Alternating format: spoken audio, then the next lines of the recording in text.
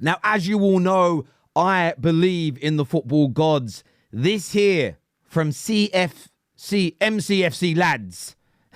I think it's just a little bit of proof, again, that they might exist. Oi, people, we're in... Oh, I can't believe it. We're in Paris for City versus PSG. I'm on the streets, and we've just seen the entire United squad, the entire Man United squad is just chilling in Paris. On the streets, it's mad.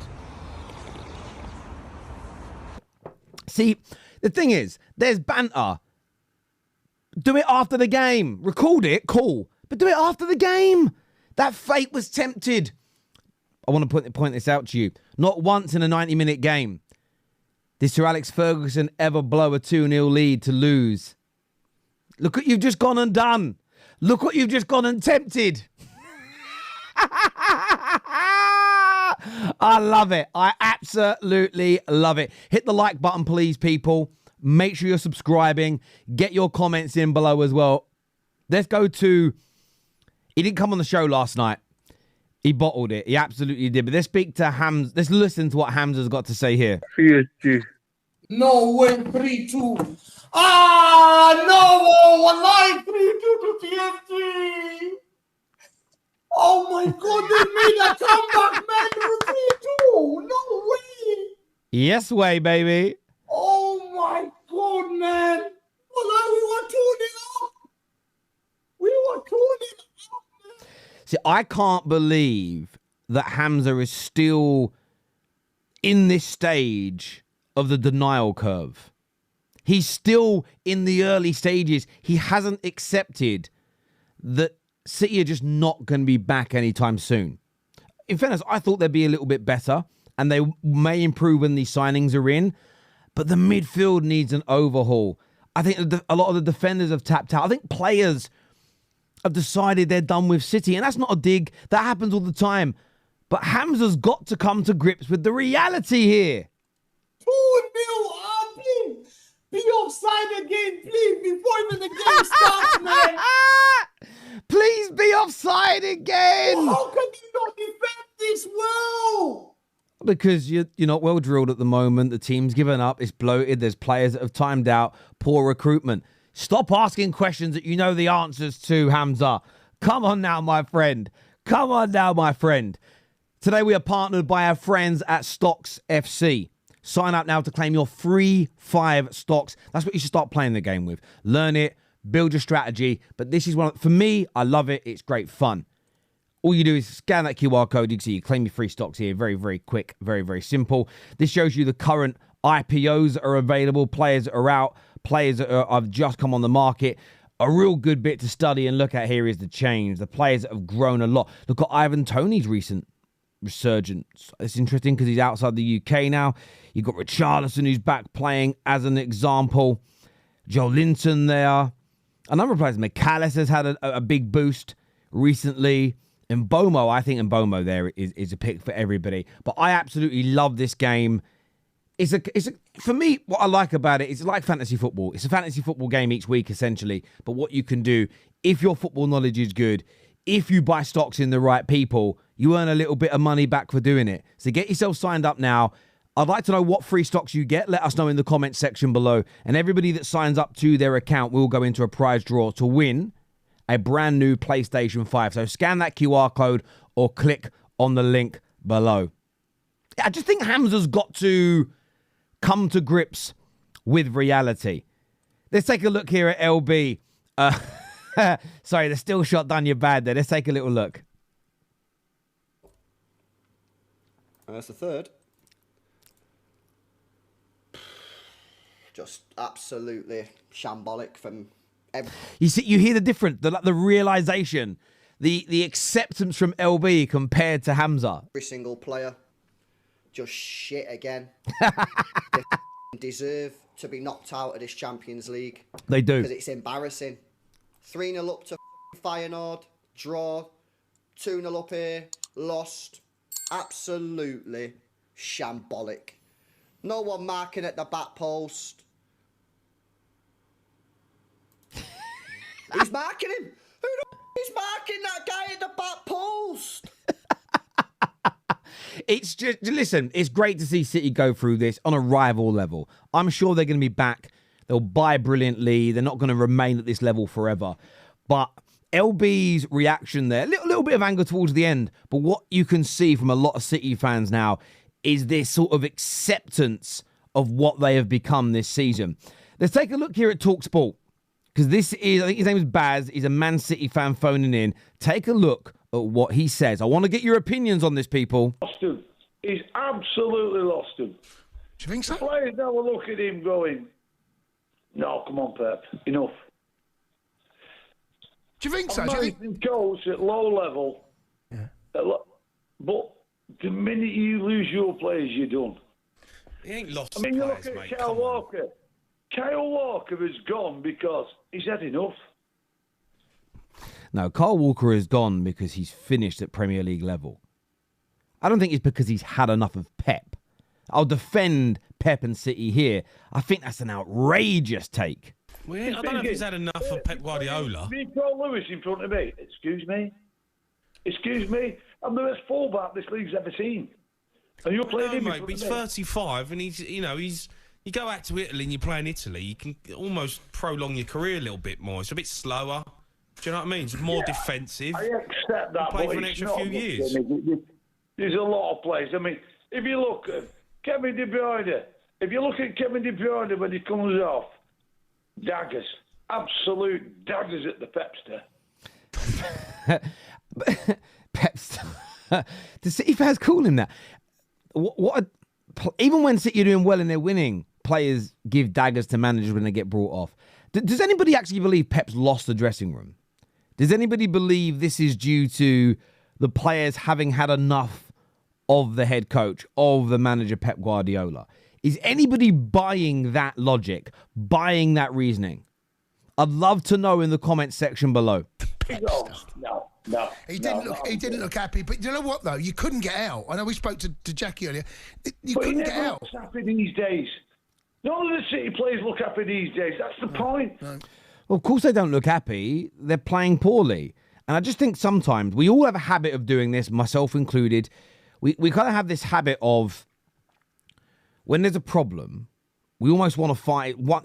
There's one reason. It's the manager. It's this player.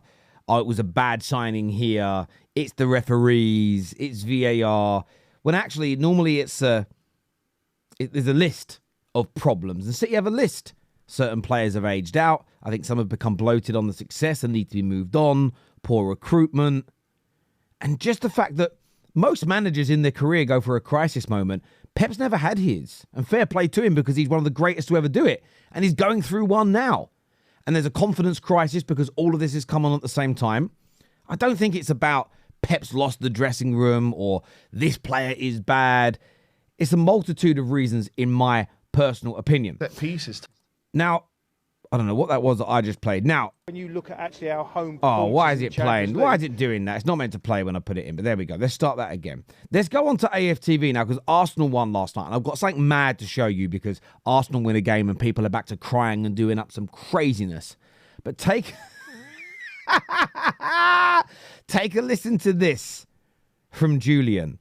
Have you ever heard anything like it in your life? When you look at actually our home performances in the Champions League, they're pretty much second to none. We're really best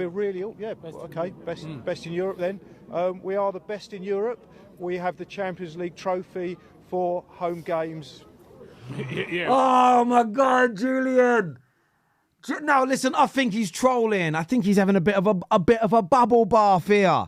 I don't think he means it, but that is a red ball, a red rag to a ball. We've got the Champions League home trophy for the group stages. Oh my gosh, Julian, come on! Like you, I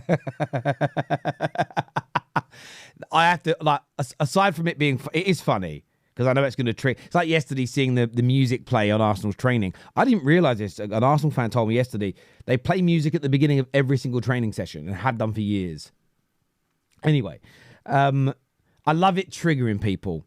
But equally, I do think, come on, I wouldn't even put that out into the atmosphere. Me personally, what do you think of what he said? Now, interesting, the format came up there because I saw something this morning. I knew it was coming. I didn't know in what format. And this, for me, was crazy. Now, people can pretend that Arsenal are irrelevant. They don't hate them. They're not rivals. There's no fear. The hate for them isn't real. People can pretend that all of, or one of, or some of those things don't exist. Look at these two articles from the same newspaper. The one on the right says that Arne Slot delighted to skip around as Liverpool seal top spot, which is quite a nice and relatively neutral and quite positive, more so than anything. Headline. Fair enough. That's allowed to happen. The one on the left says Mikel Arteta will take Arsenal's easy win, but their cruise through shows flaws in the new Champions League format. And my first thought was, isn't it crazy that Arsenal would have been quite well in the Champions League? They sit third in the group stages. They could go as high as second, depending on the final day of the season. They've conceded no goals at home, only 2 in the whole competition, and I think they've both been from set pieces. And when you read the bodies of these articles, it's actually quite crazy that Arsenal winning elicits a completely different response. And when the editor has looked at both these articles at his newspaper, he's decided, yes, this is what our readers want. Complete inconsistencies in how professionals are talking about the game. In Liverpool's, the article speaks about Klopp being delighted to skip the round. It adopts a very much, when you read it, a very celebratory tone towards Liverpool's achievement. It highlights Liverpool's 100% record in their 7 matches, and it emphasises the team's very sort of proactive approach in sort of securing direct passage into the last 16. It praises the fact that they're skipping around. And, okay, wow, this new format has now given Liverpool respite, but they've got the respite because Liverpool have been so great. The Arsenal one is very different. The article, obviously we know the title of it, but the tone and the wording suggests that Arsenal's progression was somewhat facilitated by the new format as opposed to them playing very, very well. The format has helped Arsenal. Ignoring the fact, and I've seen a few people do this online, ignoring the fact that on the old format, some people had harder groups than the other. That's why there was such things called groups of death. Some people would often, you look at, oh, bloody hell, they've got 2 or 3 league champions in there, just by the way the seeding works and the way the draws work. And when you continue to read through it, phrases in there like, it's close to impossible for anyone else to do enough to prevent their safe passage into the last 8. So it's talking about, well, no one can do anything to now stop Arsenal. But as I say, it implies that Arsenal's advancement in the tournament is more to do with the poor system than Arsenal itself. But the same newspaper, different journalists albeit, but they all go through the same editor. The new system is worked out well for Liverpool. Liverpool have adapted. They're finishing top. There's another article in the same newspaper that praises what Villa have done so far in this tournament, and they're flying the flag brilliantly for England. But when it comes to Arsenal, they're playing it down. Now, a lot of you may say, well, Terry, this is Arsenal. You're a Man United fan. Why do you care? Well, I want consistency from our media. I don't just want to call out the inconsistencies when it's damaging to my club. So when they try to lie about Ruben Amorim in a press conference yesterday, I've already spoke about it. I've already published content on it. It was great to see Ruben Amorim call that out. When he said, I didn't say I was nervous, I said I was angry. There's a difference. And we call that out, and I loved seeing him do it. When they lie that Ineos want to use taxpayer money to build the actual new stadium, I will call it out because I think they should be giving us the truth. And I'm going to call this out as well. Everybody at times can be a hypocrite because we're all human beings, and I hold my hands up to that. But I'm trying my best to not be one. I can't sit here in good conscience and read these 2 articles in The Independent, a newspaper that I do read regularly, and say, this makes any sense. How can 1, 2, 3, 4 different teams be praised for adapting to the new system, praised for how they've circumnavigated it, but then Arsenal only be given credit because the new system has helped them? For me, that's ridiculous. And as I say, Arsenal win games And so many people, not everyone, and if you're not crying, if you're not bothered, then I'm not talking about you. So don't get twisted. Don't get it twisted. Don't get triggered. But Arsenal win a game and the media start to cry. Arsenal win a game. Oh, let's tear down the format that we've praised for other people. Just want to say, it's a little interesting though. As ever, please hit the like button before you leave and leave us your comments below. A big shout out to Stocks FC. Go and get your 5 free stocks right now by scanning the QR code and clicking on the link below. Until next time, take care, goodbye, God bless, and I'll see you all again soon. Peace!